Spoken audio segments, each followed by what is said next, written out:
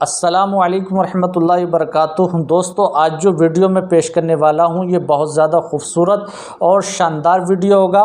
دیکھیے، لوگ سوال کرتے ہیں اس بارے میں کہ اگر کسی نے قربانی کے لیے جانور خریدا جس پر نبی اکرم صلی اللہ تعالیٰ علیہ وسلم کا نام پاک لکھا ہوا ہے تو ذبح کرتے وقت کیا کیا احتیاطیں کرنا چاہیے؟ تو دیکھیے، اس کا جواب یہ ہے کہ ظاہر ہے اس کو سنت کے مطابق لٹایا جائے گا، اور اس بات میں پورا امکان ہے اس نام پاک پر خون کی چھینٹیں آ سکتی ہیں۔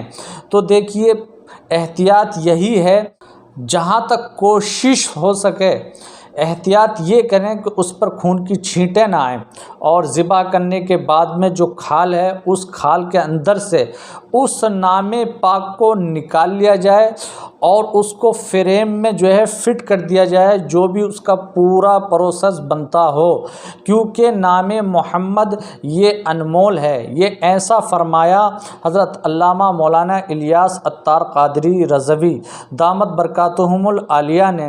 ان کی اس گفتگو سے یہ معلوم ہوتا ہے کہ جس جانور پر نام محمد صلی اللہ تعالیٰ علیہ وسلم لکھا ہو تو اس جانور کو قربان کیا جا سکتا ہے، اور باوقت ذبح اس میں مکمل احتیاطیں کرنا چاہیے۔ اس نام پاک پر خون کی چھینٹیں نہیں آنا چاہیے، اور پھر اس نام پاک کو کھال سے نکال کر کے فریم میں فٹ کر دینا چاہیے۔ یہ نام پاک کا احترام ہے۔ جہاں تک کوشش ہو سکے حضور اکرم صلی اللہ تعالیٰ علیہ وسلم کا کہ نام پاک کا احترام کیا جائے۔